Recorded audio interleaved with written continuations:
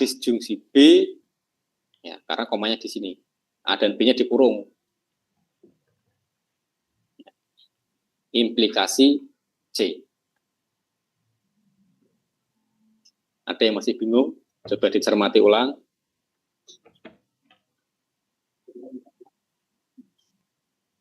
A disjungsi B, implikasi C. Ya, makanya di sini.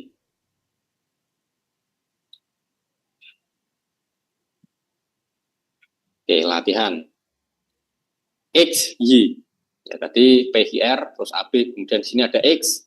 Anda berusia 17 tahun. Y-nya Anda dapat memperoleh SIM. Ya, nyatakan proposisi berikut ke dalam notasi implikasi. Nah, hanya jika Anda berusia 17 tahun, maka Anda dapat memperoleh SIM. Hanya jika.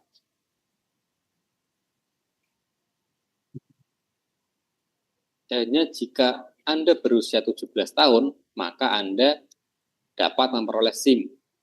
Kemudian yang B, syarat cukup agar Anda dapat memperoleh SIM adalah Anda berusia 17 tahun. Syarat perlu agar Anda dapat memperoleh SIM adalah Anda berusia 17 tahun. Ini soalnya ya, A, B, C, D, E itu soalnya. Disuruh mengubah ke dalam notasi implikasi. Sama seperti sebelumnya tadi. Seperti ini. Outputnya harus berupa seperti ini. Berarti X dan Y tadi yang digunakan. Oke, kita bahas yang nomor 1 dulu. Hanya jika Anda berusia 17 tahun, maka Anda dapat memperoleh SIM. Kita bisa menggunakan pernyataan yang ekuivalen. Ekuivalen itu pernyataan yang memiliki nilai yang sama. Meskipun kalimatnya berbeda, tapi dia memiliki pernyataan yang sama. Ya, sebenarnya juga ada rumusnya ini, nanti kita bahas di pertemuan selanjutnya. Ya, contoh dari pernyataan hanya jika Anda berusia 17 tahun, maka Anda dapat memperoleh SIM. Kita dapat mengubah ke dalam kalimat lain yang berbunyi, Anda dapat memperoleh SIM hanya jika Anda berusia 17 tahun, hanya dibalik saja. Tapi kata hubungnya tetap milik si 17 tahun itu. Ya, berarti ini kan seperti tadi dalam pembacaan P implikasi V tadi di awal.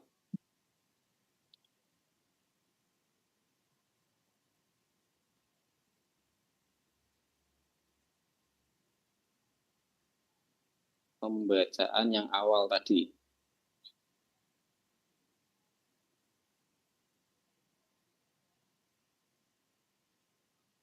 Ini ya, hanya jika. P hanya jika hi. Nah, P hanya jika hi.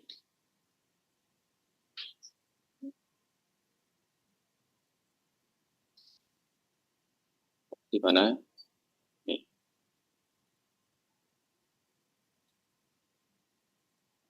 P implikasi hi. Bisa dibaca P hanya jika hi. Ya, sesuai rumus tadi yang di awal. 17 tahunnya tadi X atau Y?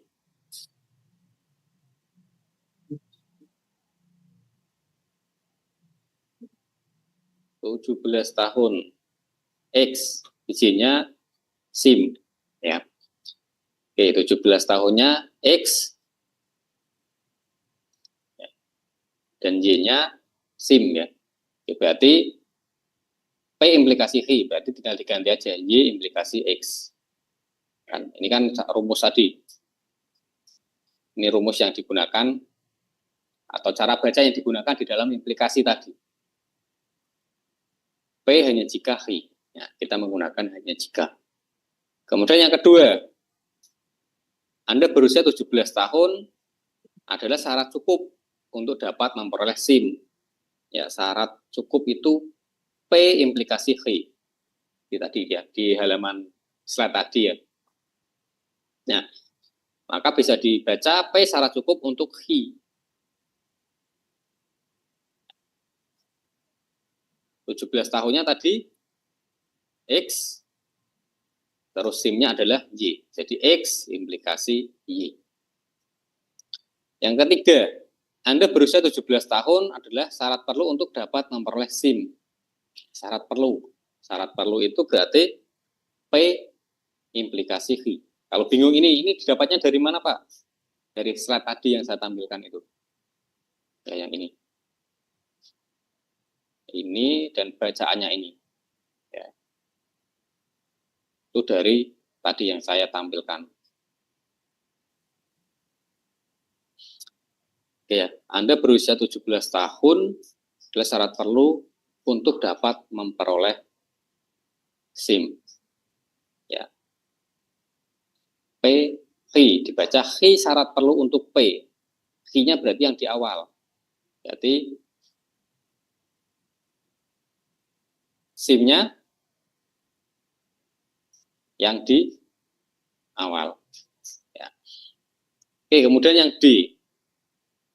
Jika Anda tidak dapat memperoleh SIM, maka Anda tidak berusia 17 tahun.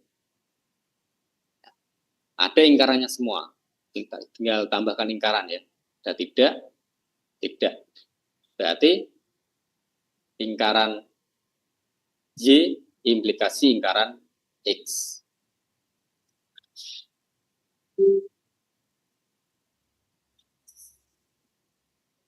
Anda tidak dapat memperoleh SIM bila mana Anda belum berusia 17 tahun. Ingat, P implikasi Hi bisa dibaca Hi bila mana P. Jadi, notasi simboliknya ingkaran X implikasi ingkaran Y. Nah, itu contoh di dalam penyelesaian soal apa namanya? Soal kalimat dirubah ke dalam notasi implikasi, dirubah ke dalam simbol. Ya. Jadi ada dua soal nantinya. Kalimat dirubah ke simbol atau simbol dirubah ke dalam kalimat. Oke, kita lanjut. Contoh lain. Soal cerita sekarang. Dua pedagang barang kelontong mengeluarkan moto kata-kata bijak ya, bukan moto misin ya, untuk menarik pembeli. Pedagang yang pertama dia memiliki kata mutiara, barang bagus tidak murah. Jadi kalau barang itu bagus maka harganya tidak murah.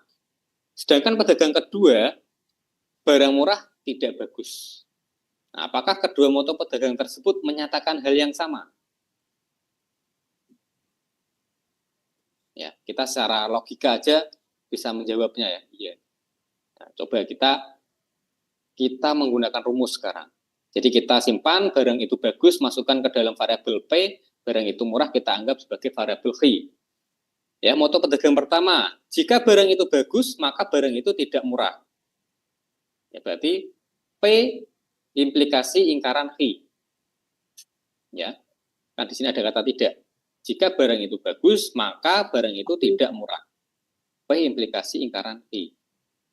Sedangkan pedagang yang kedua, jika barang itu murah, maka barang itu tidak bagus. Hi implikasi ingkaran P. Nah, kita cari nilai kebenaran dari P implikasi ingkaran Hi dengan Hi implikasi ingkaran P. Kita cari masing-masing nilai kebenarannya dan nanti kita lihat apakah nilai kebenarannya sama atau tidak. Jadi kita memiliki dua proposisi sehingga kita menuliskan P dan Hi di sini. P-nya bernilai true, true, false, false. Hi-nya bernilai true, false, true, false. Ya, agar semua kemungkinan itu tertulis semua di sini. Ada true, false, ada true dengan true, true, false, false, true, false, false. Ya, semua kemungkinan sudah tertulis di sini, semua peluang. Kemudian karena di sini ada ingkaran Hi dan ingkaran P, maka kita cari dulu nilai masing-masing ingkaran P dan ingkaran Hi. Ingkaran P, jadi yang awalnya di sini bernilai benar, dibalik diingkarankan menjadi salah. Benar menjadi salah. Salah menjadi benar. Salah menjadi benar. Itu ingkaran P. Yang ingkaran Hi juga sama. Benar menjadi salah. Benar menjadi salah menjadi benar. Benar menjadi salah. dan salah menjadi benar. Oke, sudah didapat. Kemudian kita cari P implikasi ingkaran X. Berarti yang fokus dilihat hanya P yang di sini ya. P dan juga ingkaran X. Ya, ini. Ya, dua ini. Ini nilai 1, ini nilai 2. True, false, bernilai BS tadi. Benar, salah, bernilai salah. Ya, BS. True, true, bernilai true. False, false, bernilai true. False, true, bernilai true. Ya, selain BS, selain true, false, dia bernilai benar semua. Yaitu P implikasi ingkaran X. Kemudian kita cari X implikasi ingkaran P. Yang di sini, X ingkaran P dengan yang ini.